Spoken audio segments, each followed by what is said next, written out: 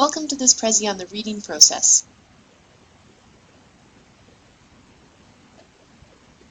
This Prezi will cover concentration tips, the SQ4R method, highlighting pointers, and university-level textbooks. To concentrate on your reading, there are a few things you can try that will help you remember the material and save you time. Find times when you are most alert, and then schedule times in your calendar for reading. You may not be alert if you choose to read on your bed or in front of the TV, so try to find a quiet spot with few distractions. Plan to read for short stretches of time with realistic limits. This means that you should incorporate breaks into your scheduled reading.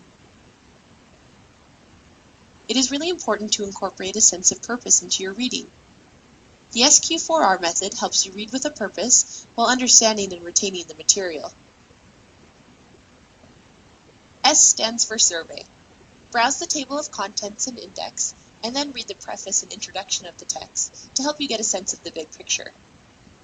Read the titles, headings, charts, graphs, and review questions in each chapter for an overview of the most important points. Q stands for question. Turn the headings of paragraphs into questions, and then answer the questions. For example, Piaget's developmental theory could become, what are the stages of Piaget's developmental theory? Create your own questions about the text. Think about what you want to learn more about or what is interesting to you. This helps you build understanding and stay interested in the material. R stands for read. Read attentively to find the answers to your questions. Your reading then becomes an active search for material instead of a passive scan of information. R stands for recite. Close the textbook and recite your answers using your own words and examples.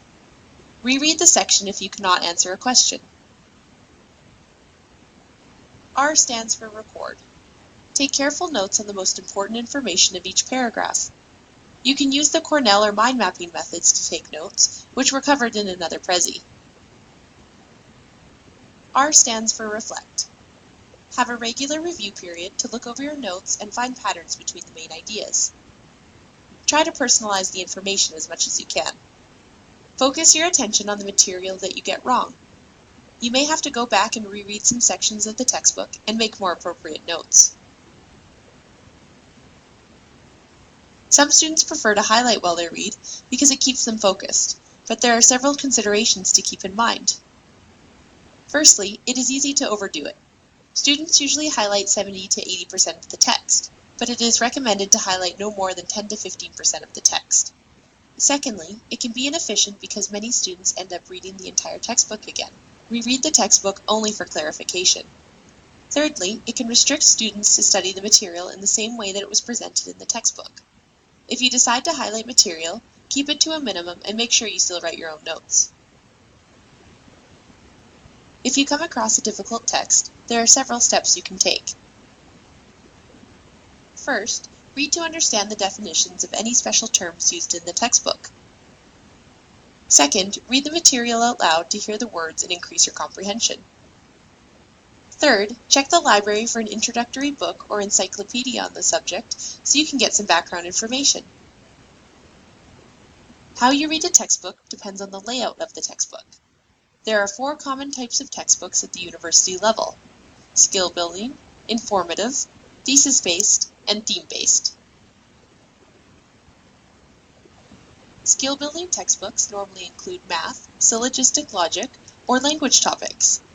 Start by focusing on only one section and reading whatever explanations are offered. These textbooks come with lots of practice questions because the best way for you to master the material is to keep answering questions and checking your work. The information found in these textbooks is foundational, so it's best not to fall behind on your readings or skip chapters. Informative textbooks present a series of theories, definitions, or processes and show you how they are applied. Many psychology and biology textbooks are laid out this way. With these kinds of textbooks, read in small chunks, 1 or 2 paragraphs at a time, so you are not trying to absorb too much information at once. Thesis-based textbooks are commonly found in sociology and anthropology. These textbooks focus on an in-depth study of a particular issue or set of issues using a distinct thesis or argument. Each chapter builds upon the central argument or helps to answer the author's initial research question. Read a chapter in its entirety, then go back and identify the author's main argument and supporting sub-arguments. Summarize the chapter in your own words to ensure you understood what the author was saying. Theme-based textbooks can be found in the social sciences. Oftentimes, there is a collection of authors who have contributed material to the textbook. The textbook deals with a specific topic, such as the history of Canadian women, and each chapter will explore a different facet of that topic, such as domestic labor in the interwar period. The authors may use different wording, therefore, it is important you understand the key terms and ideas in the context of each chapter. Once you locate the key ideas, create your own questions, or answer the chapter questions before moving on to the next chapter. If you use the SQ4R method and understand the textbook types, you are well on your way to becoming an active reader.